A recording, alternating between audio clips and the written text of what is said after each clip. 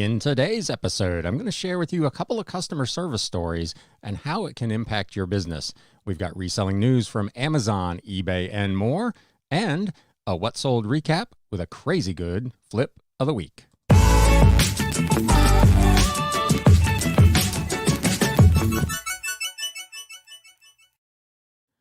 What is up, Galaxians? Welcome to another episode of the Galaxy CDs, Rocks, and Flips Reseller Talk podcast. My name is Ryan, and I am a full-time reseller, part-time YouTuber, and podcaster working out of my home here in the Batcave.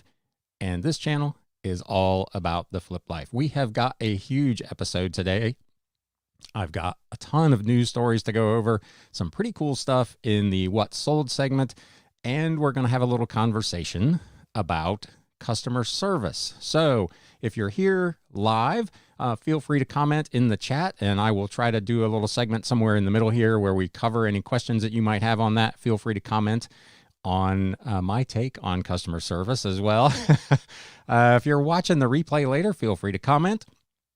If you are listening to the podcast, you can always, of course, reach out by email at galaxycds@gmail.com. But with all that housekeeping out of the way,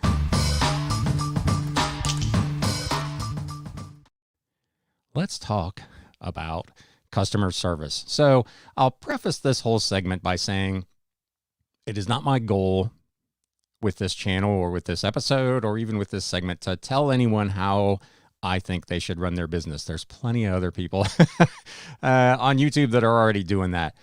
My goal is simply to share my experiences, the things I'm doing in my business, the things I'm selling in my What Sold segment, the things I'm paying attention to in the reselling news, and you can do with that information what you will. You can take it or you can leave it.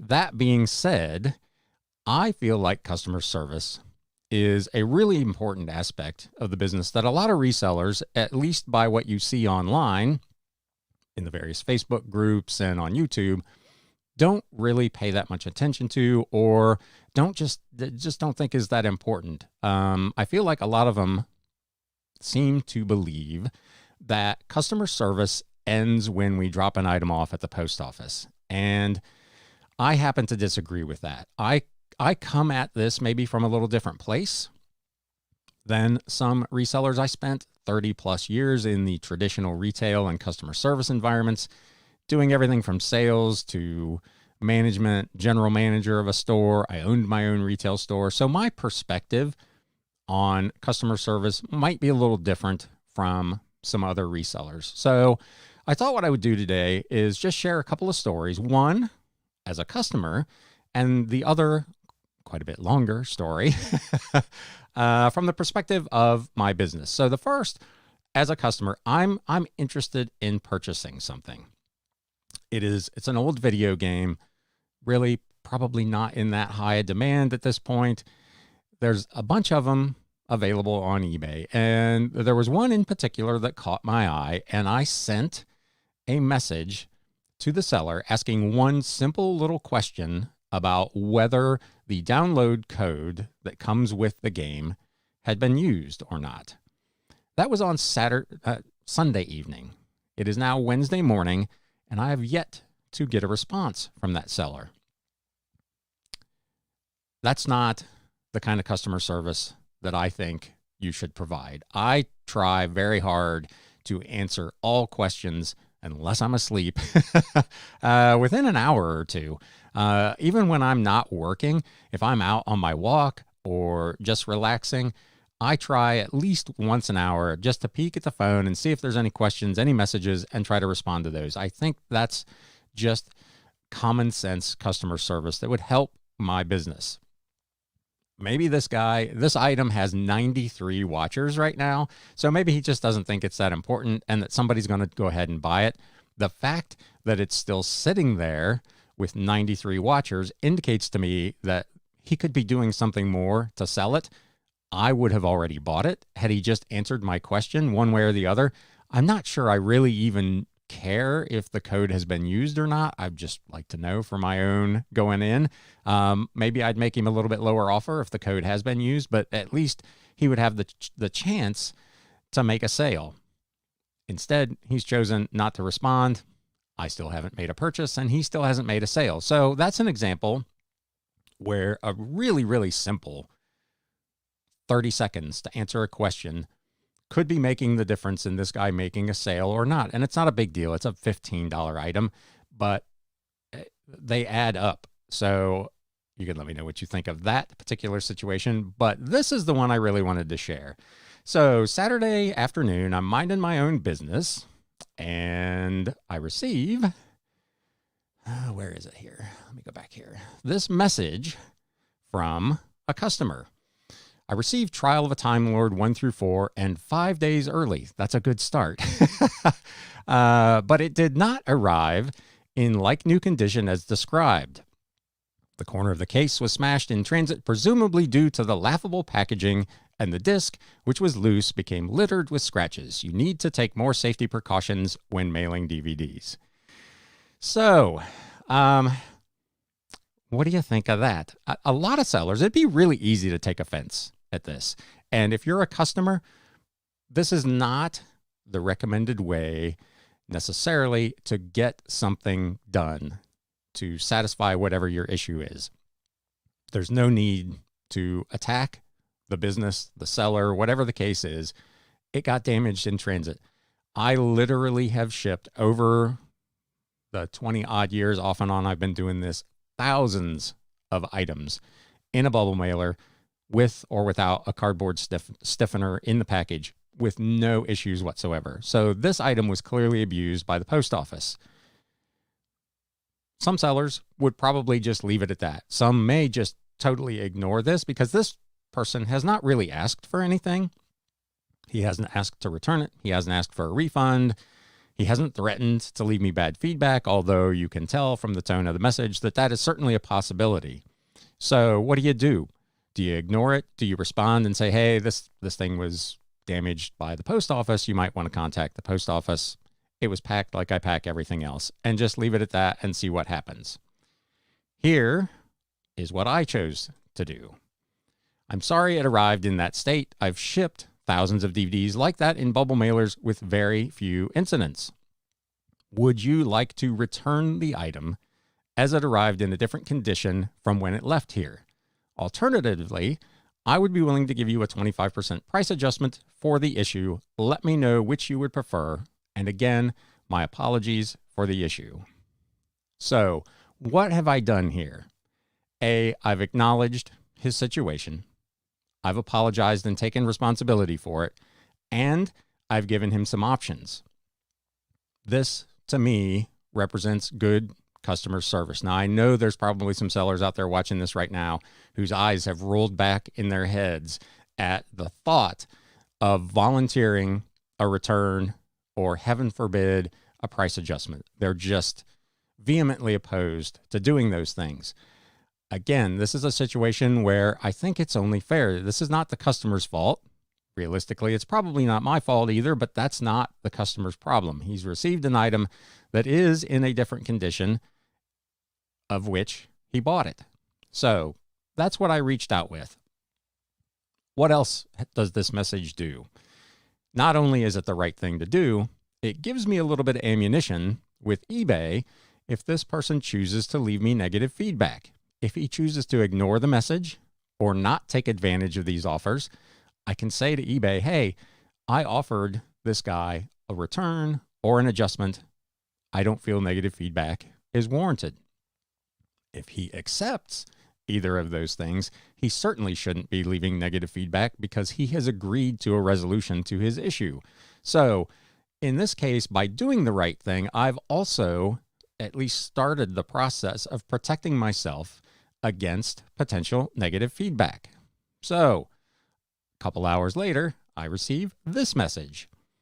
Unfortunately, neither option will do me any good, but that's because of my own end. I make all of my online purchases with prepaid Visa gift cards, which are neither refundable nor reloadable.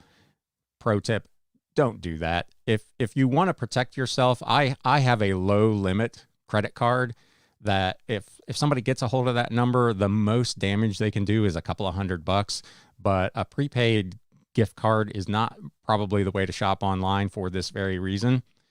Anyway, continuing on, I do appreciate your understanding towards my predicament, and your willingness to attempt to rectify the situation has been noted. I will simply have to purchase another one later down the line. Thank you for your time. Again, this is a point where realistically you could just drop it. He seems to have calmed down. We've diffused the situation to the point where he appreciates the understanding and the offer to assist. He just can't accept that assistance. And it admits openly that that's his problem, not mine, and uses kind of the code word for I'm done with this. Thank you for your time. So you could, in theory, just stop. You could not respond to this at all. Here's where a lot of resellers are really going to get their shorts in a bunch. I chose to double down on the service. That's unfortunate for sure, is the message I sent. I'd like to be able to make it right. So if you see any other DVD, CD, record, or book in my store that you would be interested in, I will offer you the same 25% off of one item up to your original purchase price of $18.99. And whatever you might purchase, I will ship in a box rather than a mailer. Thanks for getting back to me, and just message me if you want to grab something at this discounted offer. Why in the world would I do that? I still think that's a good customer service. I still want this guy to know that I really want to make this right, and I don't want to just abandon him because he's not in a position to accept my offer. So I've gone above and beyond. The item that he already purchased, I'm already going to make all my money on because I can't do a refund or an adjustment. So by making this offer, I potentially could get another sale from this guy. It might be unlikely, but it's worth a shot. I've also added another bit of ammunition if he leaves negative feedback and I have to go to eBay. This is where the thing starts to get a little more fun. Shortly after that, I receive another message. Wow, I've been collecting Doctor Who a little over a year. With over 100 DVDs since I began, only twice has it ever gone wrong and a DVD arrived damaged, while the other gentleman left it at, quote unquote, my bad. You have gone above and beyond to ensure my satisfaction. I can see you have more than earned your 100% positive feedback. And, as a matter of fact, I had already planned to purchase the other 3 parts of the Trial of a Time Lord from you. When part 1 arrived as it did, I thought I'd have to find another source. But with the promise of a boxed shipment rather than a bubble-wrapped one, I can now proceed as intended. Thank you. So in the span of a couple of hours, with a handful of messages and the offer to assist this guy with his purchase, we've gone from a bad customer experience to what you could argue is one of the better ones he's probably had shopping online. And I've turned what was potentially negative feedback and or a return into potentially more business. Shortly thereafter, I hear a cha-ching, and then I get another message that says, the purchase is made and I expect no discount. The assurance that the packages will arrive in good condition is more than enough for me. And here is his sale. An original purchase of $18.99 that essentially went sideways because it was damaged by the post office has now turned into, through these efforts at above and beyond and maybe ridiculous levels of customer service, into another sale that totaled $61.97. Cost of goods sold on this stuff was about $4.25. So this is a really profitable sale. It is highly likely that when these arrive, I'm going to get really good feedback for having gone above and beyond. So the point of the story is, don't be afraid. And again, do what you need to do with your business. Only you know what you're willing to do or not do in the name of customer service. But don't be afraid to make offers and to try to get people to calm down and understand that these things just happen, and it may turn into more business for you. This turned into a pretty nice extra. All said and done, not only did I not have to give any kind of price adjustment or take an item back, I ended up making an extra $55 or so in net profit on the deal. So that's customer service for a win. Are there people out there who want to scam you? Absolutely. I had the issue, which I talked about on Instagram and on this show a few weeks ago, where the guy had purchased 7 seasons of The West Wing. He opened a return at 29 days and 4 hours in my 30-day return window, and then held on to the thing for another 10 days before mailing it back to me. So he essentially had the thing for well over a month rent-free. I'm sure he watched every episode. It's all good. It happens. The item's already come back. I've already relisted it. I've already resold it. So I lost a little bit of shipping each way, but that's part of the cost of doing business. I had a boss once, very early in my retail career, who said to a group of us in a meeting, you can't run your business based on what the 0.5% of people are going to try to do to you, to try to get one over on you, to try to steal something from you. Because if you do that, you're going to make it more difficult for the 99.5% of the people who just want to do business with you to do business. Do right by those folks, and that 0.5% will take care of itself. And that's advice that I've always taken to heart in my own retail management career and now as a reseller. And this, to me, is a classic example of if you do a little bit more, if you offer a little bit more, you can end up with a pretty nice win. So you can let me know what you think of that. I'm going to jump over here into the comments and see what we got here. Most jobs I've had include an element of customer service. I really try my best to provide good customer service. Some customers make it hard to want to help them. And that is absolutely how this started, and why I say if you're a customer and you have an issue, try to reach out. Don't be a Karen. Reach out in a nice way and try to get the situation resolved. Businesses are there. They want to earn your money. They don't want to just take it. And we have this very adversarial relationship, both customers towards businesses and vice versa, where it really should be, we're all trying to achieve the same thing. We've got something they want. They have something we want, which is their money. Why don't we make more effort to make it work out and work together? So thank you, Aaron, for the comment. Prenny's prized possession, spot on response to the customer regarding his claim. Yeah, that's one of those things. I just feel like a lot of sellers probably wouldn't go through all that. And that, again, more power to you. If that is how you want to run your business and you're successfully running it, that's great.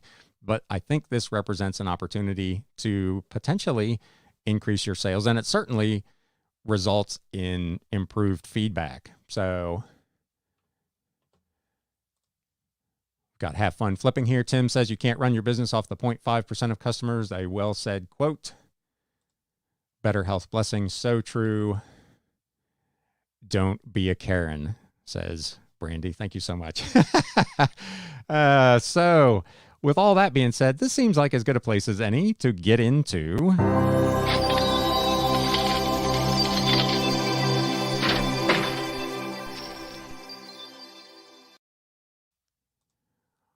let's look at some items in addition to that nice $62 sale of Doctor Who DVDs.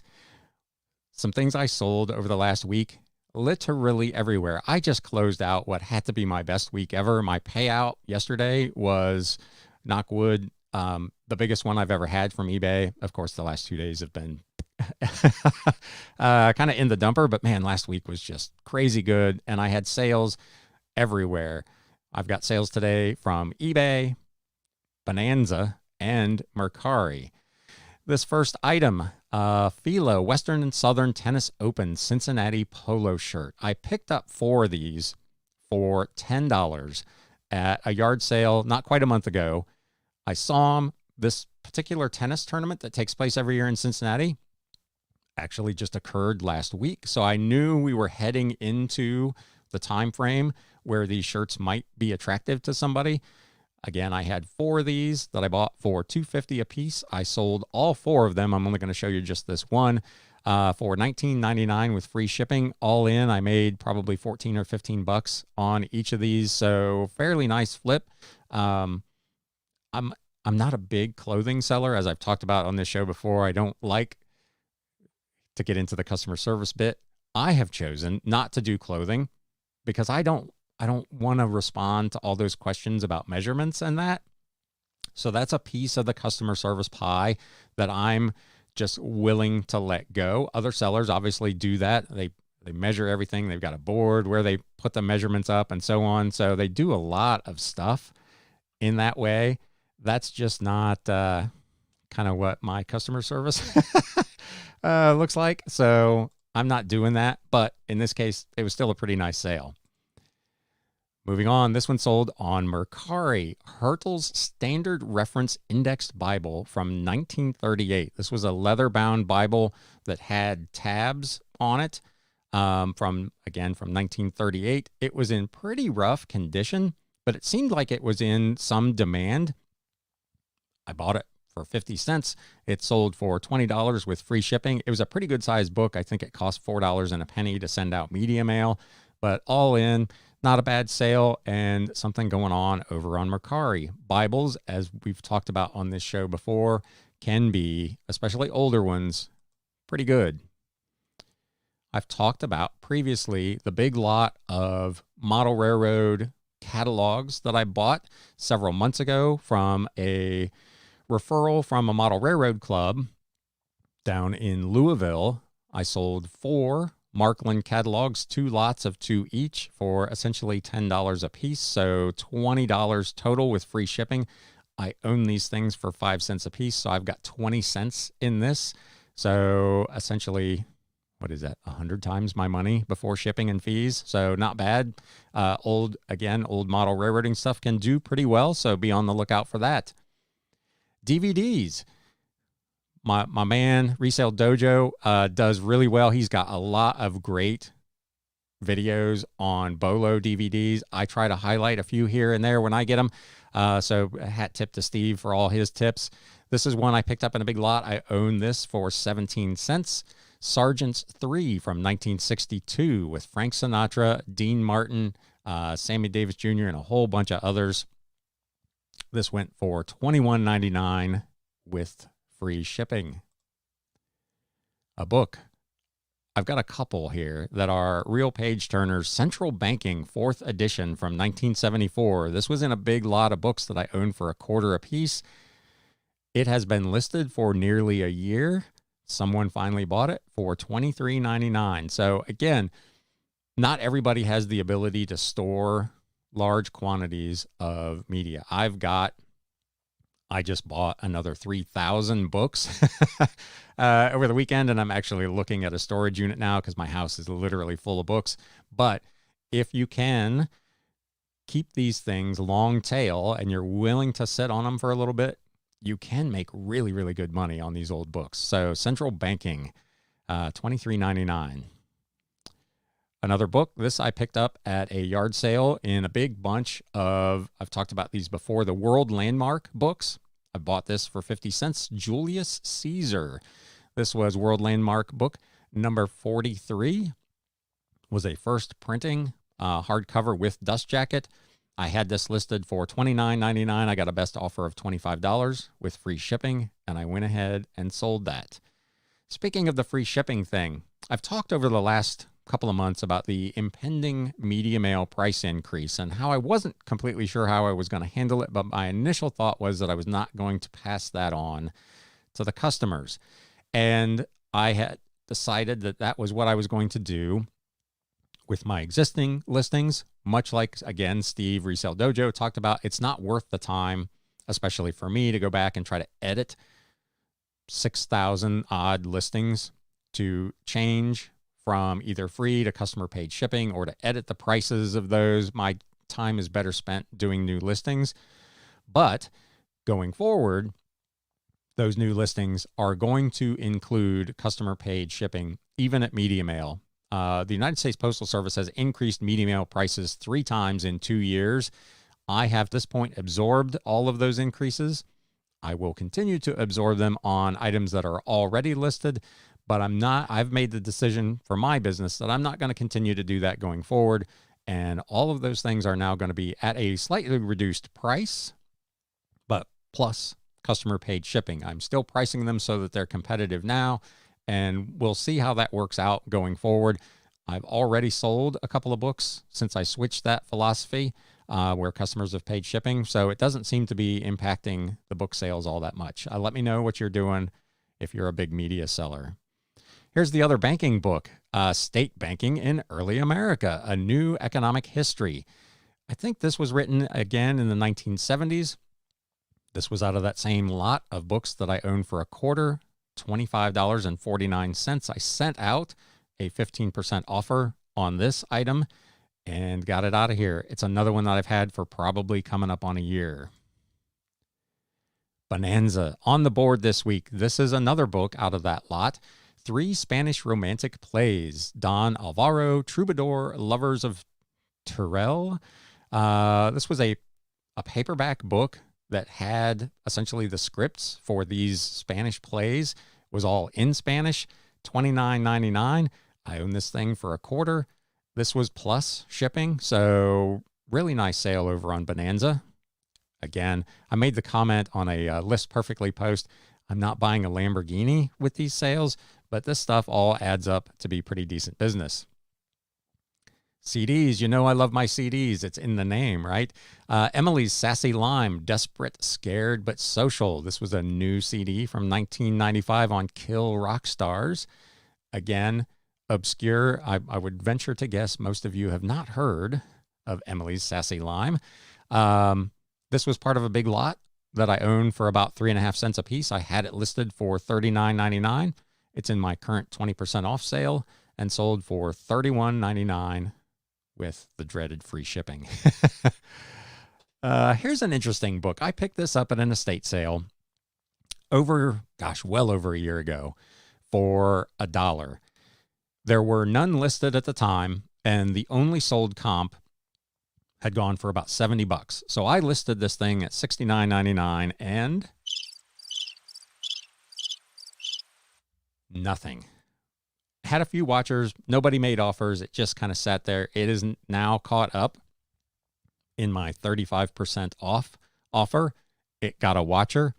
I included it in an offer that I sent out with an additional 15% off, and it has finally sold. A MiG-15 to Freedom. This was by No Kum Sok from North Korea. It was co-written by Kenneth Rowe. This was a memoir of a North Korean defector during the Korean War back in the 1950s. This book was in excellent condition. It had been signed by both authors. So I really thought this thing would bring good money. It still brought $38.67, which isn't too hateful on an initial investment of $1. $70 would have been a lot more fun, but still a pretty nice sale. I talked about these some time ago. I bought 2 huge boxes of bound Reader's Digest magazines. They were essentially 6 months per volume, ranging from the mid kind of 1930s through the early 1950s. I paid, I think, about 75 cents a piece for these. They continue to sell at, I have them listed for $23.99. Most of them have been selling on best offers for $20 a piece. Here, a customer bought both volumes from 1940, volume 36 and 37, on offer for $20 each, so $40 with free shipping. The World War II era ones have been really, really strong. I probably would not buy again these outside of that era. So say 1937-ish pre-war to about 1946, those have done really well. The ones to the outside of that time window, I think I'm probably going to have to substantially discount in order to get rid of. But this was a really nice sale. I was again at an estate sale, a bunch of old, like 1920s through 1950s era kind of romance hardbacks. This is not something that I ordinarily would have looked at, but a little over a year ago, I acquired a big lot of books like this that did really well. So now when I see them, I usually take the time to look them up. This was Murder's Little Helper from Garland Lord. It was a 1941 Doubleday ex-library book. with his dust jacket, but it was in pretty ratty state. Whoever had it before had actually glued the flaps of the dust cover to the book itself. They'd put a plastic protector on it, which had tape on it. So this thing was pretty ragged, but it was also pretty rare. I picked it up for 35 cents. I had it listed for $59.99 or best offer, and I got an offer of $50.99. This actually was sold through the global shipping program. The customer paid nearly $50 for shipping to eBay, which is just crazy to me. So all in, this customer spent just short of $100 on this book. I made really good money on it, from 35 cents to $50.99. So I've talked about this before with friends of mine. I don't know why people do stuff like this, but I'm glad they do. And here, oh my gosh, I forgot my little, here we go. Flip of the week. This is an item that you may have actually seen over my shoulder for some time. A turntable that I picked up at a yard sale back in the spring, and I have this aversion to testing electronics. So I put it on my planner last week. I'm going to test all these electronics that I got laying around here and get these things listed because they should be worth some good money. This turntable, a Technics SL3350 direct drive, fully automatic turntable that had both its regular 33 RPM spindle and the 45 automatic spindle, which is a little thicker so it can hold where they got the bigger hole in them. I tested this thing. It worked like a charm. I paid $50 for this because at the time when I was buying it, I looked it up. Comps were around $200. So I thought, for 4 times my money, why not? When I got to looking a little deeper, nobody had a complete one that included the manual and both of these spindles. So I aimed high on this. I had it listed for $399.99 plus UPS shipping. And it, within a matter of a couple of days, had 8 watchers. Somebody finally sent an offer for $351.96. I don't know how they came up with that particular number. Plus shipping. Shipping was, gosh, I want to say where this guy was. UPS shipping ended up being almost $50. So all in, he was real close to $400 on this deal. I own it for $50 and sold it for $351.96. So I'm not a huge fan of all of the extra work that's involved with electronics, the testing, the cleaning, the packing to make sure something like this doesn't get damaged. It's a lot of extra work. But that being said, for essentially what ended up being a $275 odd net profit, it's probably actually worth it. So that was a nice way to wrap up last week. I was really pleased to get that thing out of here. And yeah, let's get into what do we got. News updates. It was a big week for reselling news this week. If I can get this thing to load, I've got a ton of stories for Amazon, who has been very busy in the last week or so. This first one, it won't load. There we go. Now I can share it. Amazon warns merchants about antitrust bills in Congress. So we've talked about this before. Congress has proposed some legislation that would affect these kind of larger platforms. This particular one, Amazon has sent out emails to specific sellers asking for them to take action, to write their congressman or whatever regarding this particular bill. A program manager for public policy at Amazon emailed a merchant to say, "We are concerned that they could potentially have significant negative effects on small and medium-sized businesses like yours that sell in our store." The staffer then requested to have a phone conversation. When asked if the company had actually reached out to merchants to help it lobby against this legislation, Amazon said the email spoke for itself. They also said it was a limited engagement with specific sellers that it regularly communicates with across platforms, but if this other one will load, within a couple of days of that, Amazon launched a new website to go on the offensive against this antitrust bill. On Friday, Amazon launched a website to warn sellers about proposed antitrust legislation in Congress, which seeks to limit the power of big tech. The website asks sellers to sign up for updates on the legislation and says they could be given opportunities to share their concerns with elected officials. So they've stepped up their offensive, according to this article, against these antitrust proposals by launching this website. It allows sellers to sign up to receive more information from Amazon's public policy team about a package of antitrust legislation which was approved in June by the House Judiciary Committee, which seeks to rein in big tech's power. Quote, "We look forward to keeping you informed as we get more information about what this legislation could mean for you and providing you the opportunity to have your voice heard," according to the website. "We will also share ways we can work together to ensure Amazon remains a great place for our seller community." Their spokesperson said sellers are asking for information about these bills. "We want to help the hundreds of thousands of third-party sellers on Amazon stay informed about this legislation and how it could impact their ability to sell their products."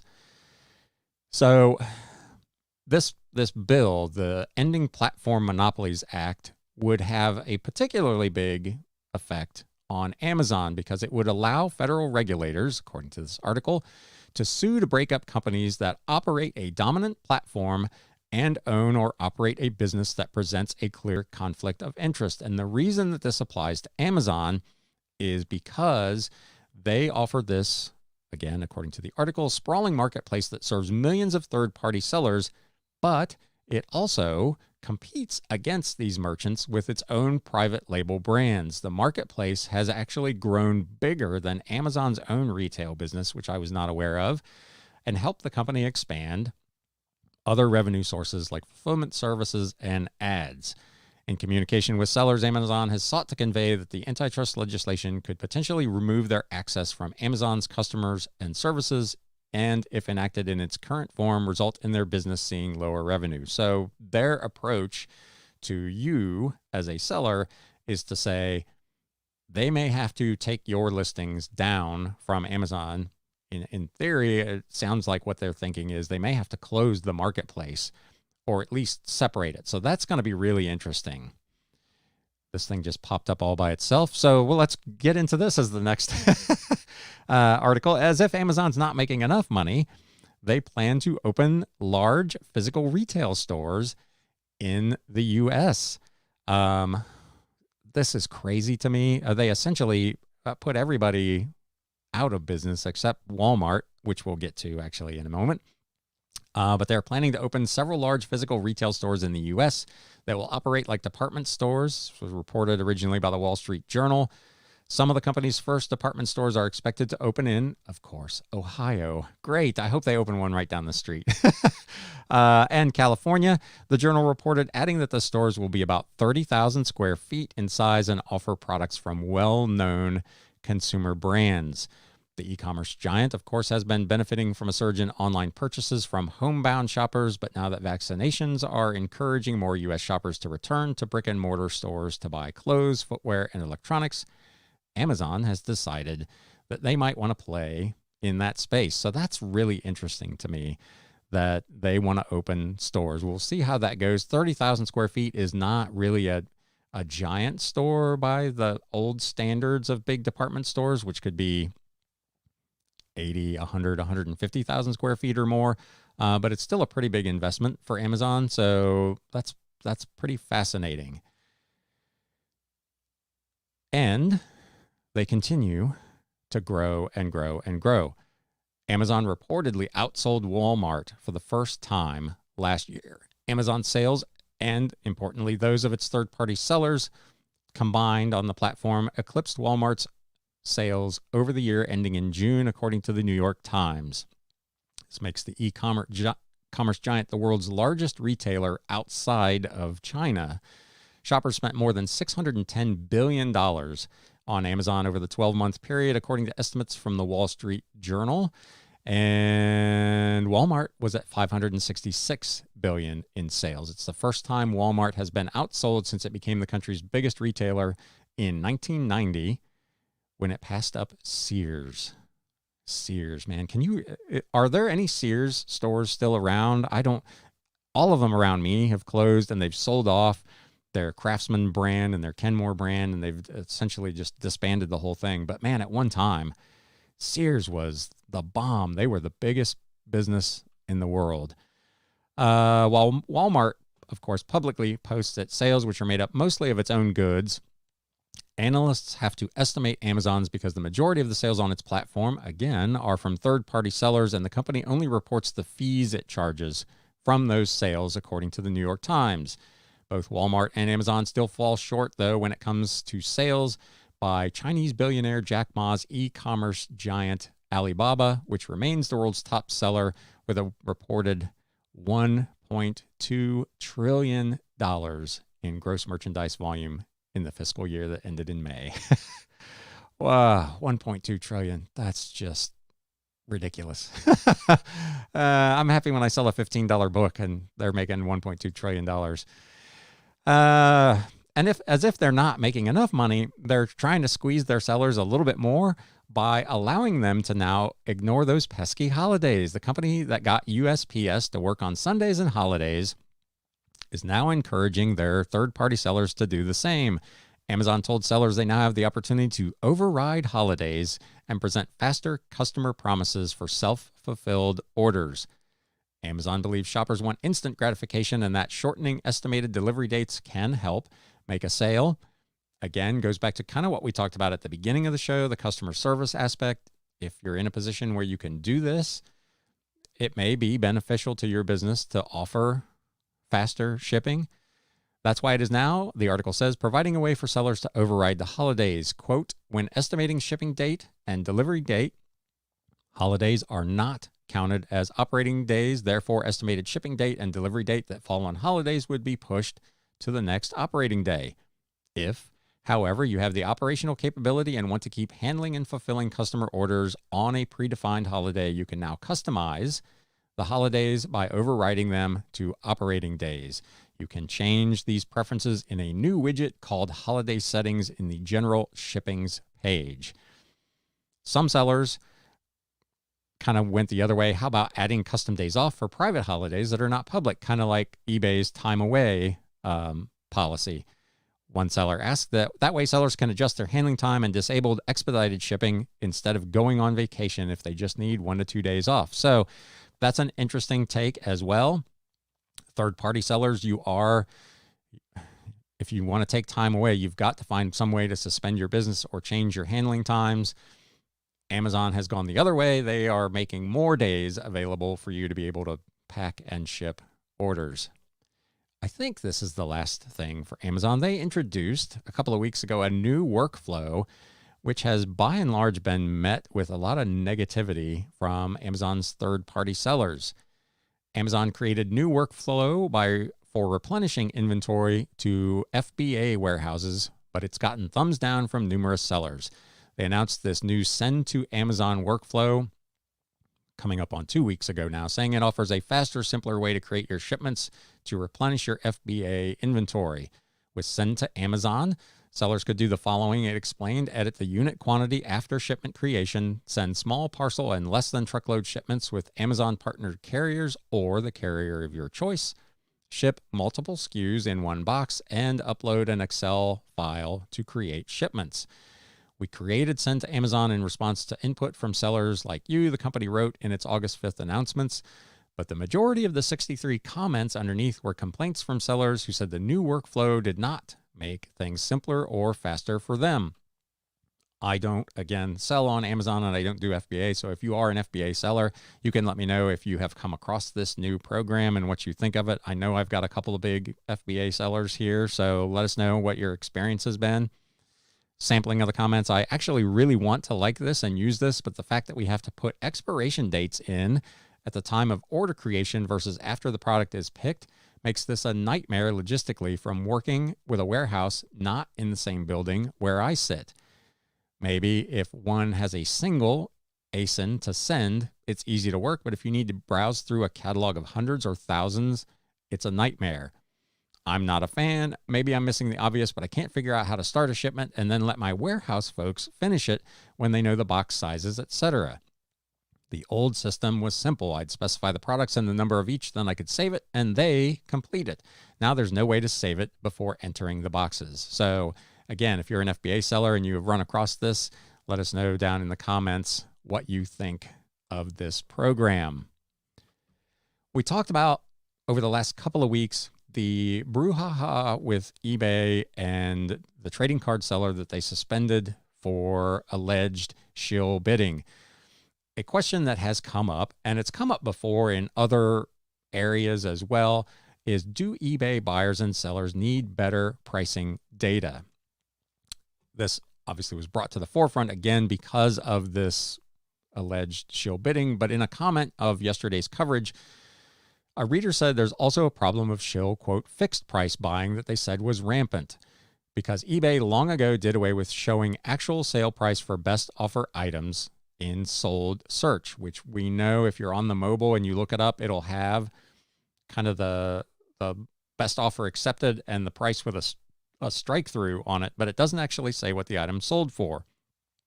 In order to find that, you would have to go into Terapeak, which would then show you actually the final sale price.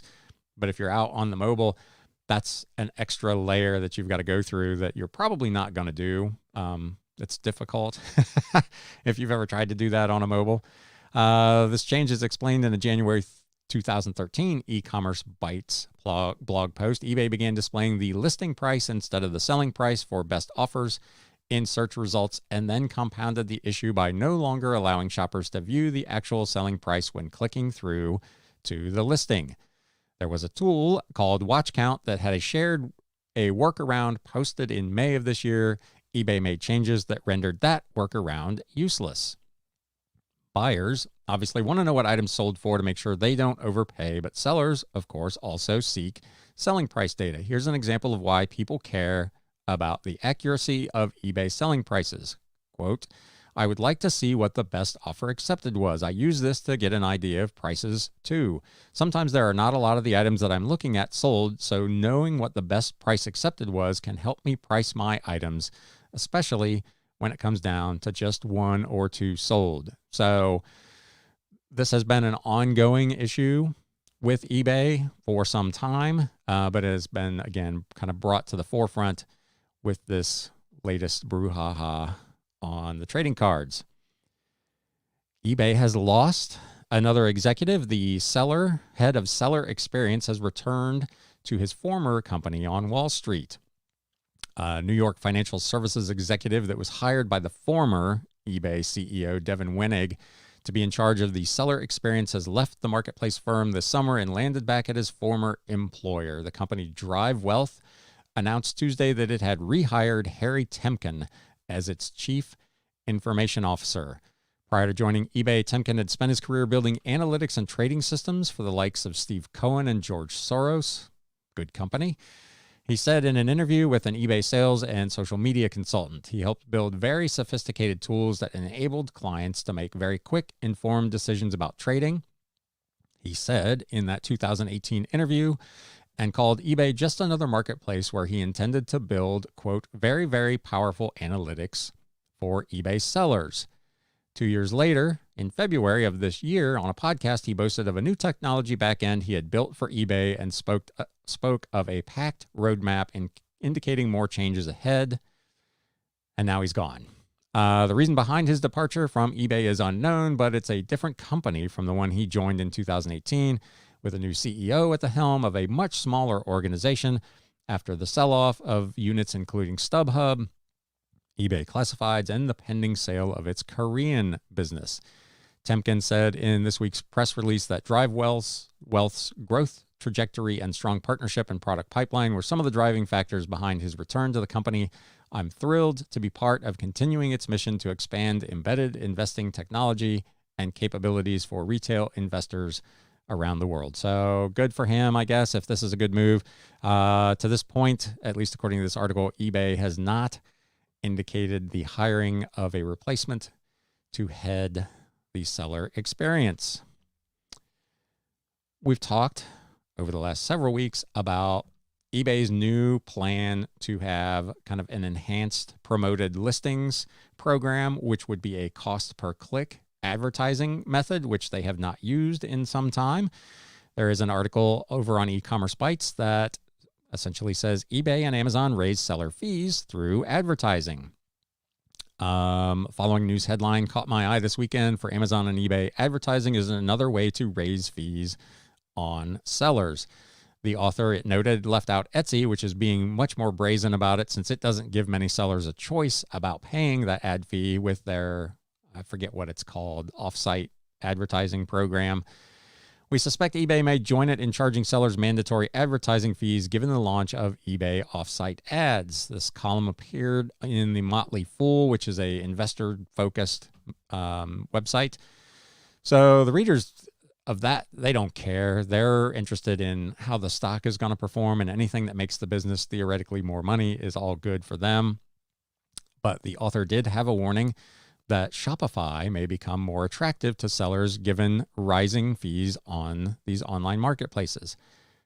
I don't know that I agree with that, because I can't begin to drive enough traffic to my YouTube channel or my podcast, let alone to a Shopify store to make it as profitable as my eBay store, even with the fees. The power of eBay.com or Amazon.com or Etsy.com to drive traffic to my items, to your items, is way more valuable than saving a few bucks on the fees, in my opinion. So a Shopify store, at least for my type of stuff, just doesn't really make sense for me. The competitive advantage of sites like eBay and Etsy is the low barrier of entry, while platforms like Shopify requires more commitment and investment on the part of sellers. So while it's not, the article says, an apple-to-apples comparison, marketplaces may want to look at Google Shopping. It went from free listings to pay to play, and now it's back to free, giving merchants the choice of whether to advertise or not. The lesson that Google may have learned, according to the article, is that shoppers care about relevancy. This is something eBay learned back in 2010, but in its hunger for fees, as growth slowed, may have forgotten. In 2010, eBay eliminated its featured first advertising program that had allowed top-rated sellers to pay for top placement in search results. Kind of the same thing, a cost per click promoted listing. The reason eBay provided at the time is that, quote, so that the listings most relevant to a buyer's search from sellers who provide great value and service are surfaced consistently at the top of search results, the underlying goal of the best match sort. In other words, this article says shoppers weren't always finding what they were looking for because all these ads crowded out the relevant listings.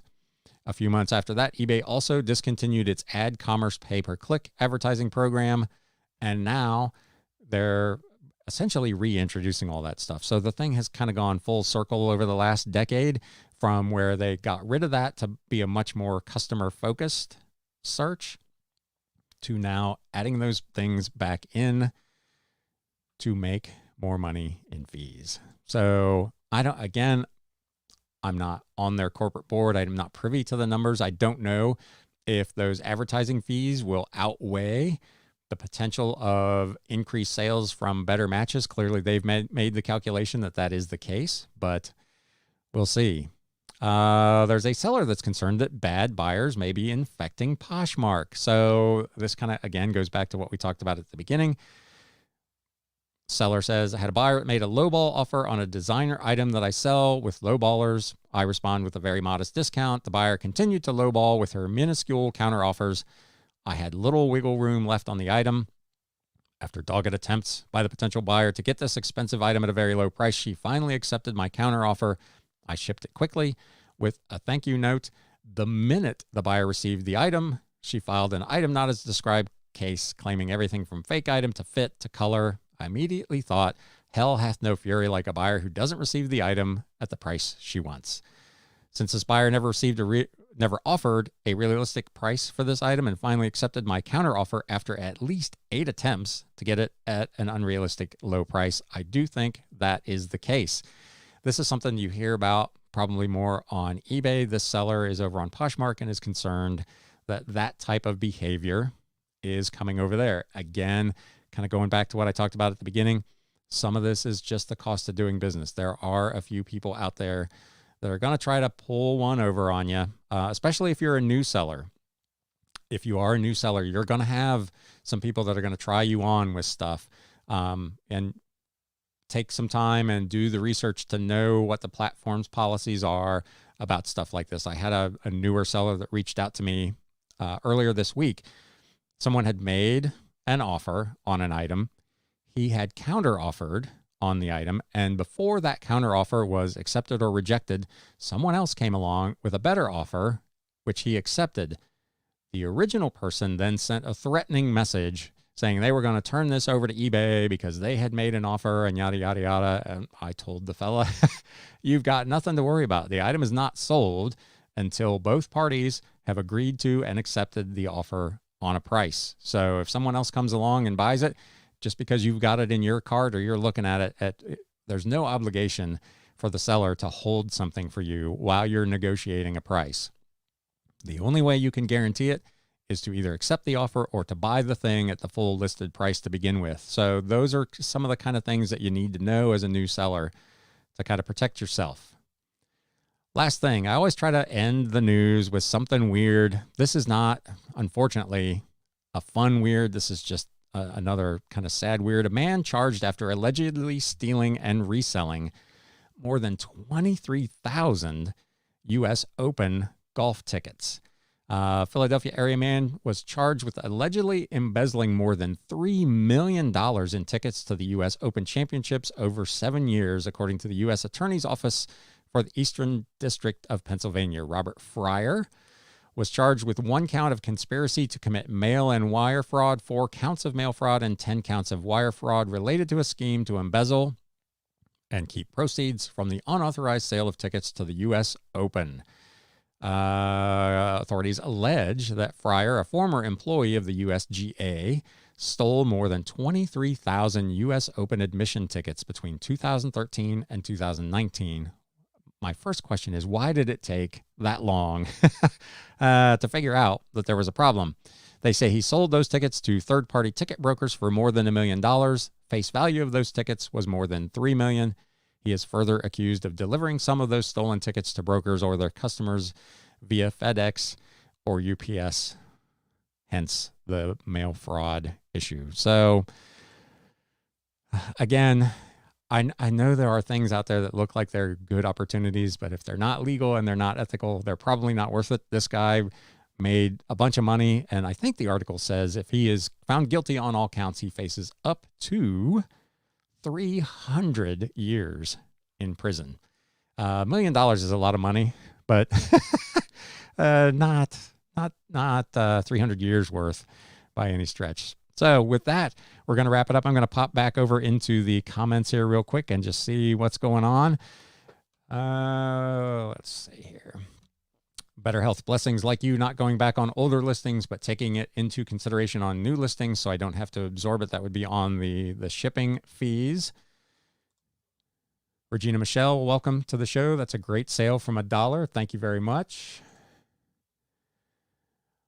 Mickey's Fine says, I bet shipping on the turntable was $48.04. I don't remember what I paid, but I did make some money on the shipping after the discounted rate. So I will definitely take that. Mickey's Fine says, good thing you go early. Hamilton's Little League World Series team plays at 1 p.m. They have done pretty well. Last I saw, 2 games ago, they lost. They were supposed to have another game. I assume they must have won that because I think it's 2 losses and you're out. So they continue to make the city proud. This is like the 4th or 5th time Hamilton's Little League team has actually gone to the World Series. So that's pretty cool. Mickey's blowing up the comments here. Speaking of Shopify, the reason I'm sticking to eBay, Mercari, etc., is the confusing nature of charging sales tax. And that's absolutely, sales tax varies state by state. And within those states, the amount, the rates change county by county. And sometimes even within a county, there may be a certain school district that gets another sales tax bump. So dealing with sales tax online, and if you've got one physical store, You charge the tax for that particular location and you're good to go. But man, if you're online, there are just thousands of different tax regulations that you would have to comply with. And it would not be worth the aggravation for me either. So with that, we are going to close it for this week. I hope you have enjoyed this episode. If that is the case, if you could do me a favor, if you're watching on YouTube, click that thumbs up button and let YouTube know that this video was good. If you're not a subscriber to the podcast or to the YouTube channel, please consider doing that as well. And joining us, we do these every Wednesday at 10 a.m. Eastern, barring something unforeseen. I actually delayed another opportunity so that I could be here today to do this. So I plan around this, so you can plan around this Wednesdays at 10 a.m. With that, as I mentioned somewhere during this episode, I bought 3,000 books over the weekend. I've got a lot of work to do, so now it's time to sell. Thanks, guys. You have been listening to the Galaxy CDs Rocks and Flips Reseller Talk podcast. Thank you so much for tuning in, and we will catch you again next time.